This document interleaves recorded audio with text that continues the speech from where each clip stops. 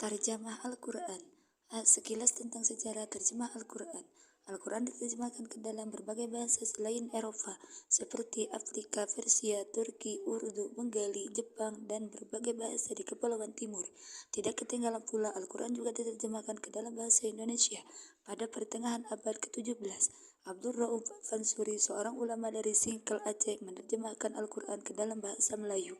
Walau mungkin terjemahan itu ditinjau dari sudut bahasa Indonesia modern, belum mencapai pengertian terjemah. Terjemah menurut etimologi atau bahasa berasal dari bahasa Arab yang berarti menafsirkan dan menerangkan dengan bahasa yang lain. Adapun ditinjau secara terminologi atau istilah, menurut Al-Zarqani, kata terjemah memiliki beberapa pengertian, yaitu 1. Menyampaikan suatu ungkapan pada orang yang tidak tahu.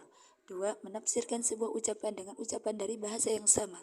3. Menafsirkan ungkapan dengan bahasa yang lain. 4. Memindahkan atau mengganti suatu ungkapan dalam suatu bahasa ke dalam bahasa yang lain. C. Macam-macam terjemah. Dalam ranah ulum Al-Quran, terjemah terbagi menjadi dua macam, yakni 1. Terjemah tarfiyah atau terjemah lafziyah. 2. Terjemah tafsiriyah atau terjemah maknawiyah. Perbedaan dan persamaan antara terjemah tafsiriyah dan tafsir.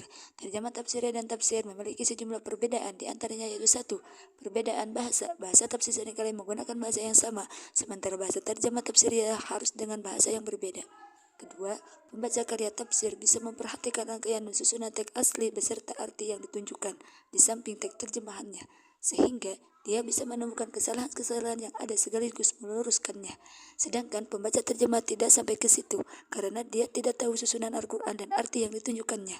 Bahkan dalam mengecek teks asli dan membandingkan dengan teks terjemah sudah di luar batas kemampuannya. Adapun persamaan antara terjemah tafsir dan tafsir adalah bahwa keduanya sama-sama bertujuan untuk menjelaskan. Syarat penerjemah. 1. Penerjemah harus seorang muslim sehingga tanggung jawab keislamannya dapat dipercaya. 2. Penerjemah harus yang adil dan sikoh. 3. Menguasai bahasa Arab dengan sangat baik. 4.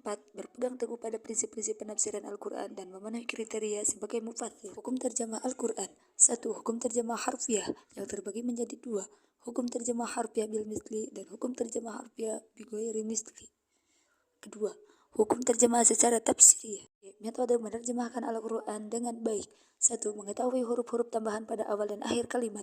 2. Mengetahui mana kata sambung, apakah harap ataf atau amil lawazim atau bentuk lainnya yang dapat kita ketahui pada kitab-kitab nahwu.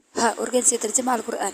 Terjemah Al-Quran dapat membantu para penghafal Al-Quran dalam menghafalkan ayat-ayat suci Al-Quran. Selain itu, dengan terjemah sebagai muslim, kita dapat menambah banyak kosakata sekaligus mempelajari bahasa Arab dan membantu penceramah agar dalam penyampaiannya lebih mudah dipahami.